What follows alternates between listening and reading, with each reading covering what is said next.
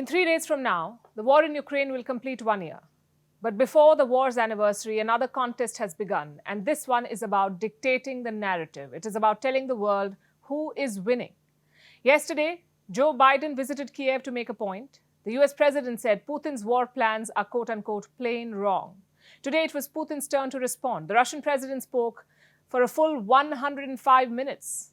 As expected, he came down hard on the US and its allies. He blamed the West for this war. He said Ukraine is serving the interests of quote-unquote Western masters. He raised the specter of a nuclear conflict yet again.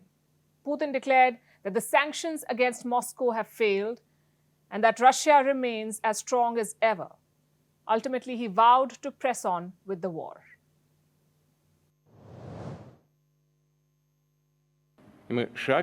Step by step, we will carefully and systematically solve the problems before us.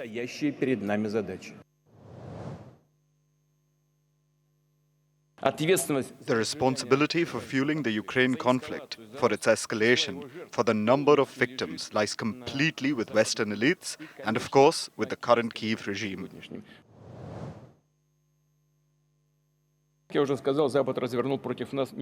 As I said, the West has turned against Russia not only a military and information force, but also an economic one. But it has not achieved its goals anywhere, and it will not.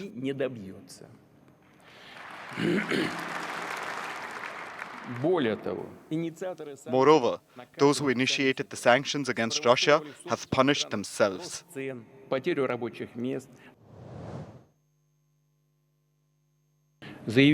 I have to announce that Russia is suspending its participation in the New START treaty.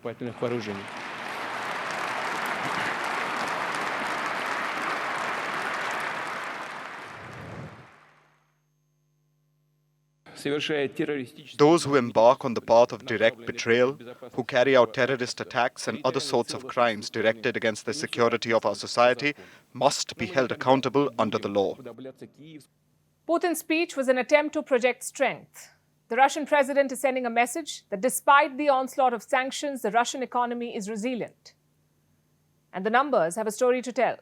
In the last 1 year, the Russian economy has contracted by 2.1%. Contraction. But do you know what the projection was? A contraction of 12%. So Russia has fared far better than was expected. How did that happen? Broadly, two factors worked to Moscow's advantage. Number one, high oil prices. It brought more money to Russian coffers. And number two, military spending. It supported the Russian economy. And what does this tell you? That the sanctions have indeed not delivered, at least not the way they were envisioned to. Moscow has successfully insulated itself, at least in the short term. And this is Putin's first win. His second win relates to Europe. The invasion did bring the West together. They were more than willing to share arms. But at the same time, Putin has also exposed the deep divisions within Europe. The bloc remains divided over how to deal with Russia. Should they speak to Putin? Or should they shun him? Europe cannot decide. On one side of this divide is French President Macron. He thinks Europe should engage with Russia. Over the weekend, the French president spoke. He spoke about this, and this is what he said. He wants the Kremlin to lose, but he wants the war to end on the negotiation table and not the battleground.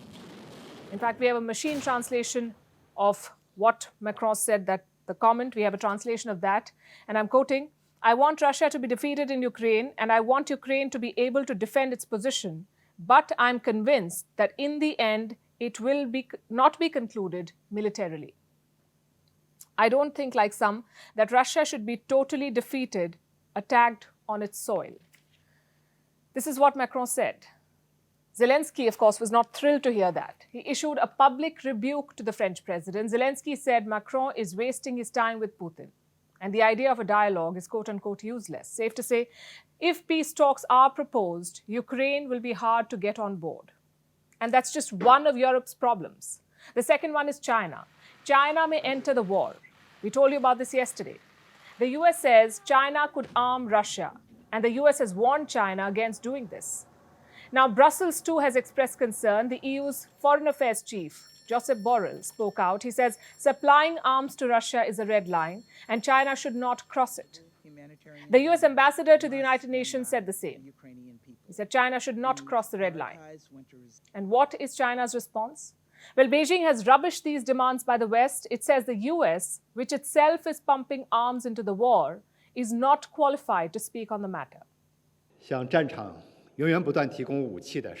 It is the US who kept providing weapons to the battlefield, not China. The US is in no position to tell us what to do, and we would never accept its finger-pointing and even coercion and pressure on China-Russia relations. The principle that China follows on the Ukraine issue can be simply put as promoting peace talks. Who is calling for dialogue and striving for peace, and who is fanning flames and stoking confrontations, the international community sees clearly.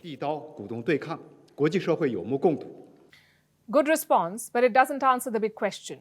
Will China send arms to Russia? If it does, it could change the course of the war. This is being called a potential world war again, a war that no side seems to be winning. The West says Putin is fighting a losing battle. Well, they do have a limited point. 1 year of fighting, and Russia controls just 18% of Ukraine's territory, 18%. So the tangible gains for Russia have been limited. What about the intangibles? On this front, Putin has come out on top. Russia is still dictating the pace of the offensive. Ukraine and the West have shown little appetite to counterattack. And this is the cycle they follow. Step 1, Russia launches an attack. Step 2, Ukraine responds. Step 3, the West fires sanctions. Step 4, repeat 1, 2, and 3. This is how the war is going, except for the occasional operation by Ukraine. Will China's entry change this? Again, a lot will depend on how much Putin is prepared to escalate.